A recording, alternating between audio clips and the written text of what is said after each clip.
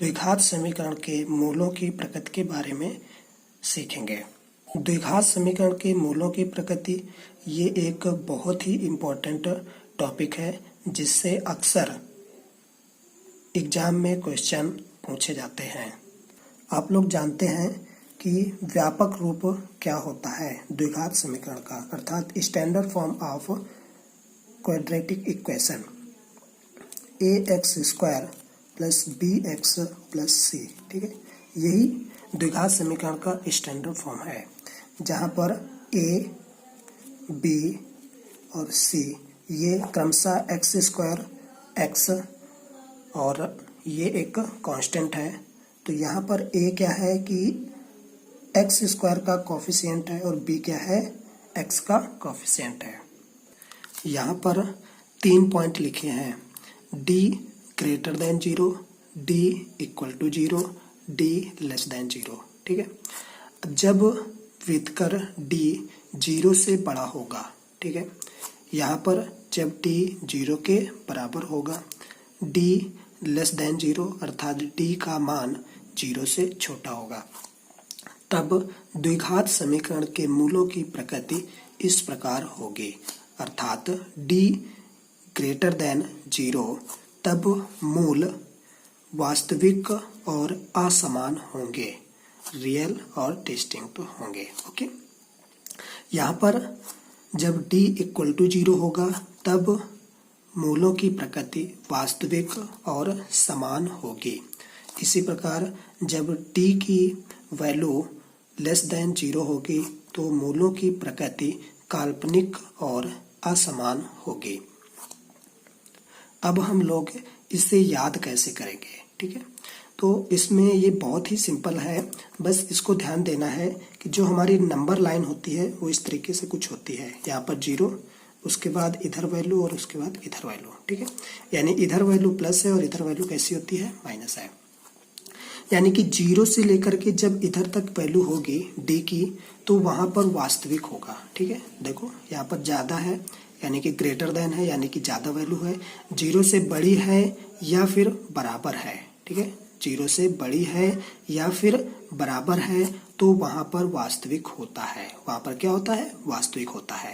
तो यानी greater than हो या फिर इक्वल टू हो तो वहां पर वास्तविक आएगा, यानी कि जो मान होंगे वो कैसे होंगे, रियल नंबर होंगे। ठीक है, अब उसके बाद यहाँ पर आप लोग इन तीनों सिंबल्स को ध्यान से देखिए, यहाँ पर इक्वल टू का साइन लगा है। ठीक है, उसके बाद यहाँ पर ग्रेटर देन और यहाँ पर लेस देन।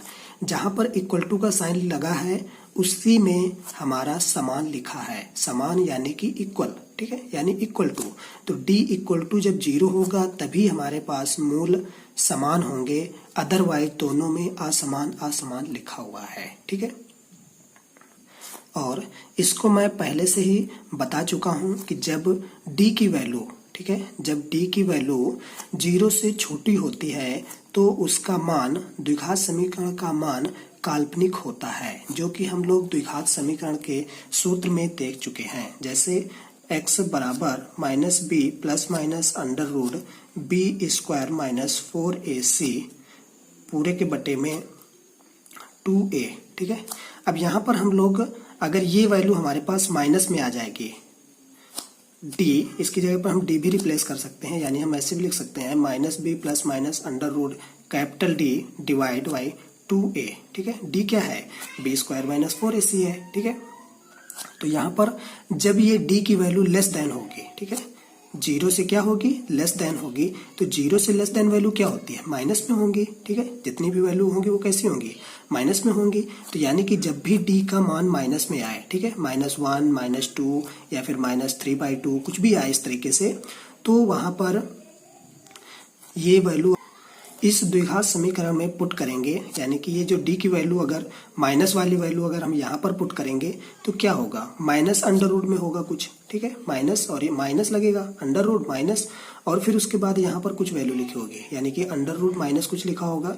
तो हम पहले भी बता चुके हैं कि अगर अंडर रूट के अंदर माइनस वैल्यू है तो वो काल्पनिक होता है। ठीक है, तो इस तरीके से हम लोग याद रख सकते हैं आसानी से कि यानी कि d का मान अगर लेस देन 0 है तो यहाँ से हमें पता चल जाएगा कि अंडर रूट के अंदर माइनस वैल्यू को रिप्रेजेंट कर रहा है इस प्रकार द्विघात समीकरण के मूलों की जो प्रकृति होगी वो यहाँ पर क्या हो जाएगी, काल्पनिक हो जाएगी, अर्थात इमेजिनरी हो जाएगी। तो याद हो गया ना आप लोगों को? अगर नहीं हुआ तो एक बार फिर से देख लेते हैं। देखो यहाँ पर क्या होता है, नंबर लाइन में 0 लिखा होता है, ठीक है। 0 की एक तरफ वैल्यू कैसी होती है, प्लस की, एक तरफ वैल्यू कैसी होती है, माइनस की। अब यहाँ पर हमें वही करना है कि जो प्लस वाली वैल्यू होंगी तो वो क्या होंगी, 0 से बड़ी होंगी, यानी कि ग्रेटर देन 0। तो एक बार डी को ग्रेटर देन 0, एक बार डी को इक्वल टू 0 और एक बार लेस देन 0, ठीक है। अब करना क्या है कि जहां पर इक्वल टू लगा है तो उसके सामने क्या लिखा है, समान लिखा है। बाकी जहां पर ग्रेटर देन और लेस देन लगा है वहां पर असमान असमान लिखा है, ठीक है। तो ये वैल्यू तो याद हो गई, ठीक है। अब क्या है कि 0 से लेकर के या 0 हो या 0 से बड़ी हो, ठीक है। जब भी 0 या 0 से बड़ी होगी तो जो मूलों की प्रकृति होगी वो कैसी होगी, वास्तविक होगी, ठीक है। तो वास्तविक यहाँ पर भी है, वास्तविक यहाँ पर भी है, ठीक है। यानी कि 0 से लेकर के यहाँ से लेकर के इधर की जितनी भी वैल्यू होगी वो सारी सारी कैसी होंगी, वास्तविक होंगी। तो यहाँ पर भी वास्तविक, यहाँ पर भी वास्तविक और यहाँ पर असमान, क्योंकि ये ग्रेटर देन है। यहाँ पर इक्वल टू साइन लगा है तो यहाँ पर समान आएगा और यहाँ पर लेस देन है, ठीक है। तो ये तो असमान तो आ जाएगा, लेकिन अब काल्पनिक है कि वास्तविक है इसको चेक करेंगे। तो हमने पहले बता दिया कि यहाँ पर हमने दिखा दिया है कि ये देख सकते हैं, यहाँ पर अंडर रूट के अंदर जैसे ही माइनस वैल्यू कभी भी आती है तो वो हमारा इमेजिनरी नंबर में चला जाता है, यानी काल्पनिक नंबर में चला जाता है, ठीक है। तो इस तरीके से ये काल्पनिक वैल्यू हो जाएगी। अब यहाँ पर एक इम्पॉर्टेंट पॉइंट है जो कि आप लोग ध्यान दीजिए। नोट डी यानी विविधकर का मान एक पूर्ण वर्ग संख्या है या संख्या हो, ठीक है, संख्या हो तो मूल परिमेय होंगे, ठीक है। परिमेय यानी कि रेशनल नंबर होंगे, अन्यथा अपरिमेय होंगे। अपरिमेय अर्थात इर्रेशनल नंबर, ठीक है। इस बात को और अच्छे से समझ लेते हैं। यानी कि अगर हम सॉल्व कर रहे हैं, ठीक है, और उसमें से डी की वैल्यू पूर्ण वर्ग नंबर आ जाए। अब पूर्ण वर्ग नंबर क्या होता है, यानी पूर्ण वर्ग संख्या क्या होता है, कंप्लीट स्क्वायर। कंप्लीट स्क्वायर जैसे 1 है और 2 का स्क्वायर करेंगे 4, 3 का स्क्वायर करेंगे 9, 4 का स्क्वायर करेंगे 16। इसी तरीके से जितने भी ये नंबर अगर होते हैं, ठीक है, तो वहां पर क्या होगा कि अगर ये इस तरीके से कोई भी नंबर आ जाता है तो हमारे जो मूलों की प्रकृति होगी तो उसमें से वो क्या होंगे, परिमेय होंगे, ठीक है। और अगर यहाँ पर कोई दूसरा नंबर आ जाता है, ठीक है, यहाँ पर कोई दूसरा नंबर आ जाता है यानी कि पूर्ण नंबर ना हो करके, यानी पूर्ण संख्या ना हो करके, तो वहां पर हमारे क्या होंगे कि ये अपरिमेय होंगे, ठीक है। तो बस इसको यहीं पर एक पॉइंट और ऐड कर लेना है।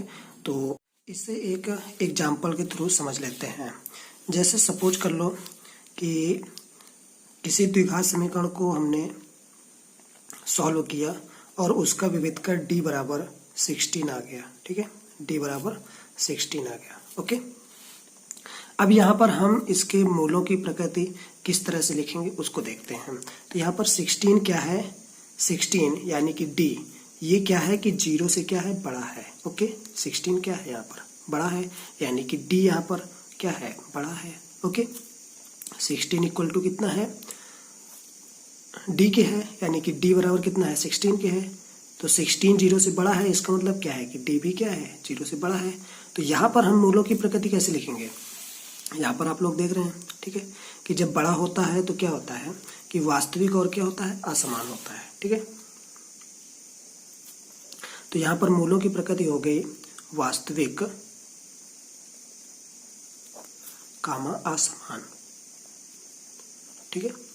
अब यहाँ पर एक चीज और देखना है हमें कि इस कंडीशन में, ठीक है, इस कंडीशन में हमें देखना है कि d का मान एक पूर्ण वर्ग संख्या है कि नहीं है। तो यहाँ पर हम लोग देख रहे हैं कि d का मान क्या है, 16 है, जो कि एक पूर्ण वर्ग संख्या है, जो कि क्या होता है, 4 का स्क्वायर होता है, ठीक है, 4 का स्क्वायर, ओके। तो इसका मतलब क्या हो गया कि यहाँ पर हम लोग एक और वर्ड जोड़ेंगे जो कि क्या है, परिमेय, ठीक है। तो यहाँ पर ये इसकी प्रकृति हो गई, मूलों की प्रकृति हम लोग इस तरीके से लिखेंगे, ठीक। यानी कि कोई एक द्विघात समीकरण है जिसका हमने विविधकर ज्ञात किया, तो विविधकर d बराबर 16 आया, तो उसके मूलों की प्रकृति हम लोग इस तरह से लिखेंगे। अब यहाँ पर मैं एक चीज बताना चाहता हूँ कि जो परिमेय और अपरिमेय की कंडीशन है, ठीक है, परिमेय और अपरिमेय की कंडीशन है, तो ये क्या है कि पूर्ण वर्ग संख्या पर डिपेंड कर रही है, ठीक है, पूर्ण वर्ग संख्या पर क्या कर रही है, डिपेंड कर रही है, यानी कि 1, 4, ओके, और उसके बाद 9, 16 एंड इसी तरीके से, ठीक है, जो भी हैं वो इस तरीके से इनसे डिपेंड कर रही हैं। तो ये सारी की सारी संख्याएं क्या हैं कि 0 से बड़ी हैं, 0 से क्या है, बड़ी हैं, इस तरीके से यहाँ पर 0 से क्या है, बड़ी हैं, ठीक।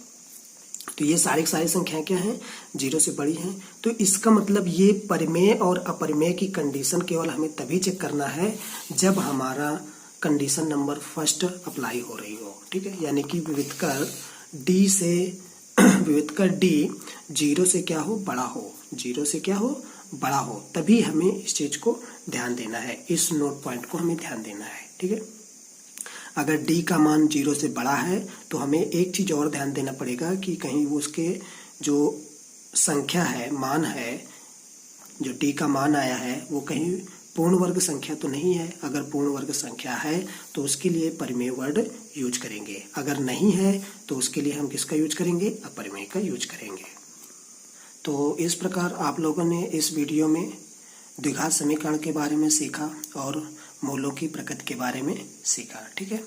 तो इससे संबंधित कोई भी डाउट हो तो इस वीडियो के कमेंट सेक्शन में कमेंट्स करें, और इससे रिलेटेड कुछ नोट्स हैं फार्मूले के जो मैं इस वीडियो के डिस्क्रिप्शन में प्रोवाइड करा दूंगा, वहां से जा कर के आप उन्हें डाउनलोड कर सकते हैं, जो तुम्हारी पढ़ाई में बहुत काम आएंगे। So thank you for watching and have a nice day.